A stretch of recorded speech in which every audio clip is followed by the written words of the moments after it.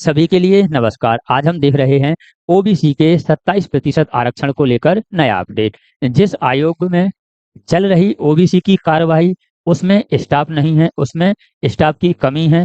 साथ ही साथ ओबीसी वालों को 2019 से न्याय का कर रहे हैं इंतजार। 2019 में ओबीसी के लिए 27% आरक्षण देने की मांग चली थी और इसकी कार्यवाही भी हो गई थी, लेकिन इसमें कुछ प्रॉब्लमें आ गई, उसे आगे देखेंगे। ओबीसी के आपके 87,167 पदों पर होल्ड है। ओबीसी के कितने पदों पर?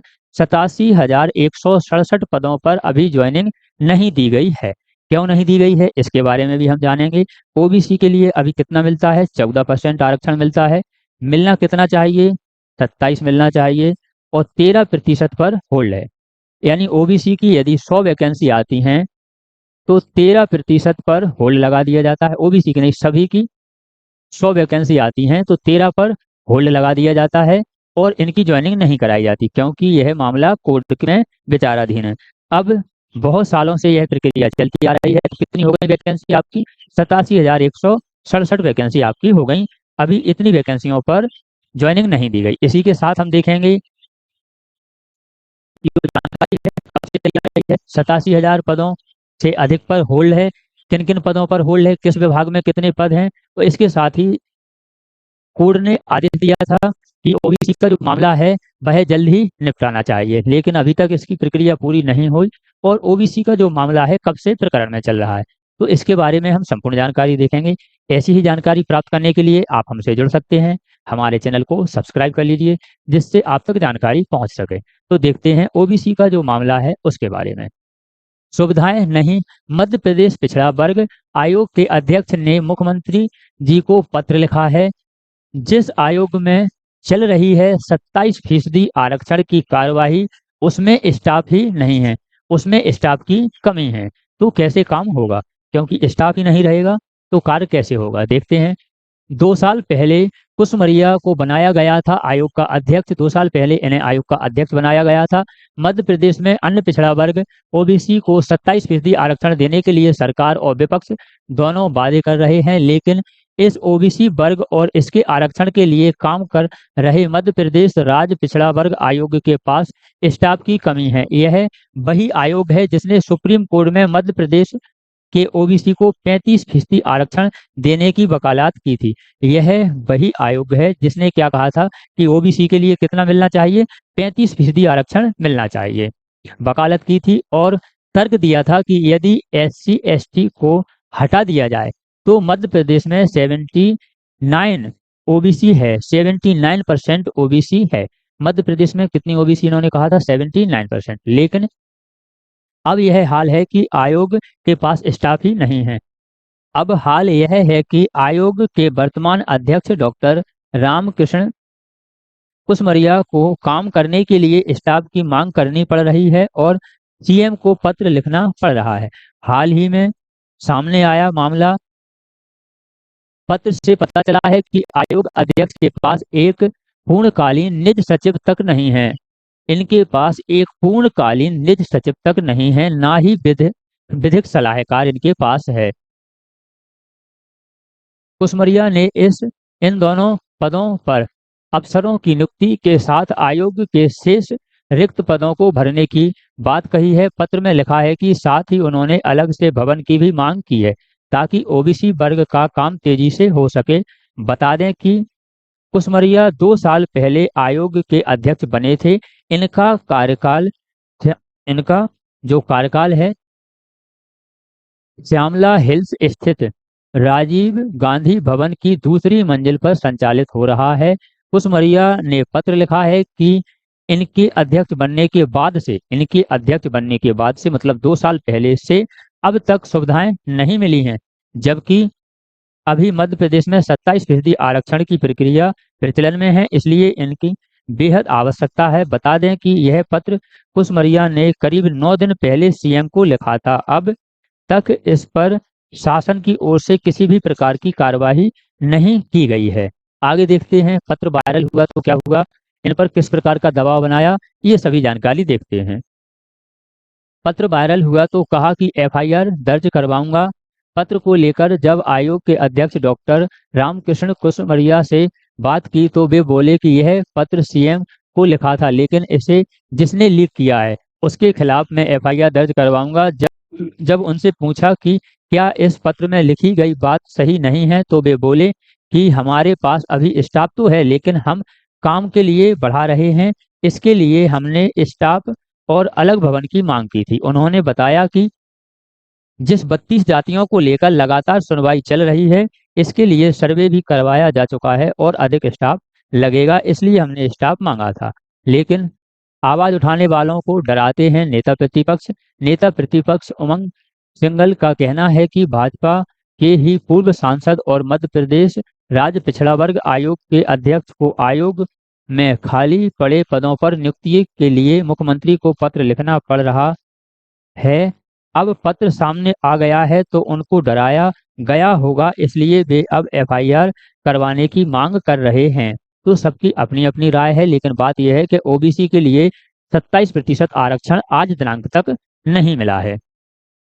केंद्र की सूची में 32 जातियों को शामिल करने का काम किया जा रहा है। यह जो 32 जातियां हैं यह किसमें सामान्य वर्ग में रखी गई हैं, लेकिन इन्हें ओबीसी में लाया जा रहा है तो ओबीसी में, लेकिन इन्होंने कहा है कि यदि आपके पास सुविधाएं हैं तो आपको वह ओबीसी का आरक्षण नहीं मिलेगा। अब हम देखते हैं कि ओबीसी के कितने हैं, 87,000 से अधिक पदों पर होल्ड है, जिसमें सभी विभाग हैं। हम ऐसे साइट से हो जाते हैं, शायद आपको दिखे। इसमें सभी विभाग हैं, कौन कौन से हैं जल्दी जल्दी हम पढ़ते हैं। राज्य लोक सेवा परीक्षा है 2019 की है, इसी के साथ राज्य वन सेवा परीक्षा है, राज्य सेवा परीक्षा है, इसी के साथ बहुत सारी जो परीक्षाएं हैं जिसमें जितने पद थे उसके बाद ओबीसी को होल्ड रखा है। जैसे सबसे पहले हम देखते हैं इसमें 250 पद थे, 250 पद के बाद 87 पद को अभी होल्ड रखा है 2019 से आज दिनांक तक ज्वाइनिंग नहीं दी गई है।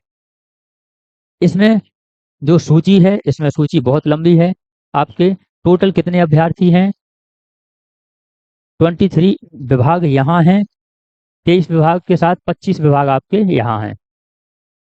इसमें हैं 2,795 और टोटल मिला के हो जाती हैं 87,167 पद आज दिनांक तक ऐसे हैं जिन्हें भरा नहीं गया है ओबीसी अभ्यर्थियों के। अब ओबीसी अभ्यर्थियों के लिए यदि हम थोड़ा सा पीछे जाते हैं तो यह कोर्ट से आदेश आया था, इसमें लिखा था बड़ी राहत, साफ हो सकता है ओबीसी अभ्यर्थियों की नियुक्ति का रास्ता, जिसमें कोर्ट ने कहा था उच्च माध्यमिक शिक्षक भर्ती परीक्षा 2018 के 13% ओबीसी होल्ड पद अगली भर्ती में शामिल ना करें। इन्होंने कहा था कि जो 13% पद 18 से चले आ रहे हैं इन्हें अगली भर्ती में शामिल ना करें, इन्हें का जो भी मांग है इसकी सॉर्ट आउट करें।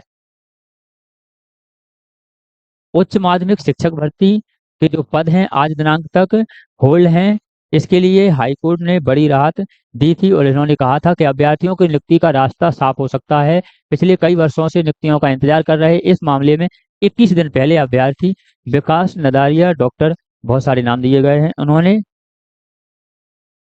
याचिका पर जवाबी हलफनामा दाखिल करने के लिए समय मांगा था। अदालत ने 4 सप्ताह के भीतर पूरा करने के आदेश दिए थे। इन्होंने कहा था कि 4 सप्ताह में जो भी प्रकरण है इसे निपटाया जाए। बाद में अदालत ने मामले को 6 सप्ताह बाद सूचीबद्ध करने को कहा था। इन्होंने कहा था कि 4 सप्ताह में मामला खत्म किया जाए और 6 सप्ताह में नेक्स्ट तारीख आएगी। आगे जो जानकारी है वह इस प्रकार है। सीधी भर्ती में ओबीसी को 27% आरक्षण देने की प्रक्रिया तेज हो गई थी ओबीसी के लिए। यहाँ यदि हम देखते हैं मध्य प्रदेश में ओबीसी को 14% आरक्षण था, जिससे वर्ष 2019 में बढ़ाकर 27% किया गया है। हालांकि इस नियम की जो वैधानिकता है चुनौती देते हुए हाईकोर्ट में याचिका दायर की थी और इसके लिए क्रियान्वयन करने पर रोक लगा दी थी। 27% हो गया था, लेकिन इसके विपक्ष में विरोध में याचिका दायर की थी और कुछ भर्तियों में संशोधन करने के बाद एक फॉर्मूला निकाला गया था। कैसा कि क्या करेंगे हम, यदि 100 वैकेंसियां हैं तो 100 वैकेंसियों पर जो 14% आरक्षण है उन पे तो आपकी ज्वाइनिंग हो जाएगी, लेकिन जो 13% है इन्हें होल्ड कर लिया जाएगा। क्यों कर लिया जाएगा कि टोटल कितना है 27% आरक्षण है, जिसमें से 14 दे दिया है, 13 होल्ड है, तो 87 वैकेंसियों पर ज्वाइनिंग हो जाएगी और 13% पर ज्वाइनिंग नहीं होगी। इनकी ज्वाइनिंग कब होगी? जब कोर्ट का फैसला आ जाएगा तब इनकी ज्वाइनिंग होगी। तो यह फॉर्मूला लगाया गया था। अब आगे हम देखते हैं सरकार ने उस समय क्या कहा था और अब क्या कह रही है। सरकार आरक्षण को लेकर प्रतिबद्ध है। सरकार ने कहा है कि सरकार आरक्षण को लेकर प्रतिबद्ध है। लोकेंद्र गुर्जर का कहना है कि अब सरकार को तत्काल 27% आरक्षण लागू करना चाहिए। मुख्यमंत्री डॉक्टर मोहन यादव भी पहले साफ कर चुके हैं। क्या कर चुके हैं साफ? कि सरकार इस आरक्षण को लेकर पूरी तरह प्रतिबद्ध है।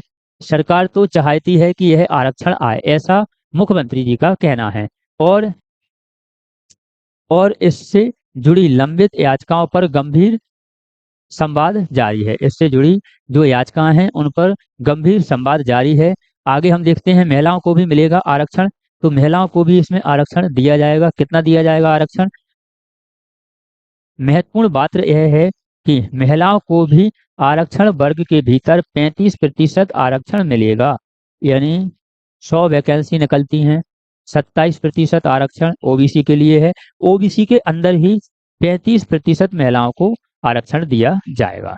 ठीक है, पूरी 100 वैकेंसी निकलती हैं, 27% ओबीसी की भर्ती होगी, इसके अंदर 35 होगा। यदि हम ऐसे समझें कि 100 वैकेंसी पूरी आपकी ओबीसी की है, तो इसमें से 35% पर महिलाओं की ज्वाइनिंग होगी। आगे देखते हैं हम सरकार द्वारा सेवा भर्ती नियमों में किए जा रहे संशोधन से अब स्पष्ट हो गया है कि ओबीसी को 27% आरक्षण देने का रास्ता लगभग साफ हो चुका है।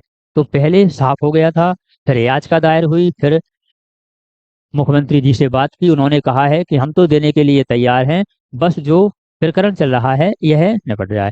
तो ओबीसी प्रकरण को लेकर 27% आरक्षण को लेकर यह रही आपकी संपूर्ण जानकारी। ऐसी ही जानकारी प्राप्त करने के लिए आप हमारे चैनल को सब्सक्राइब कर लीजिए, जिससे आप तक नए अपडेट पहुंच सकें। मिलते हैं एक और जानकारी के साथ, एक और अपडेट के साथ।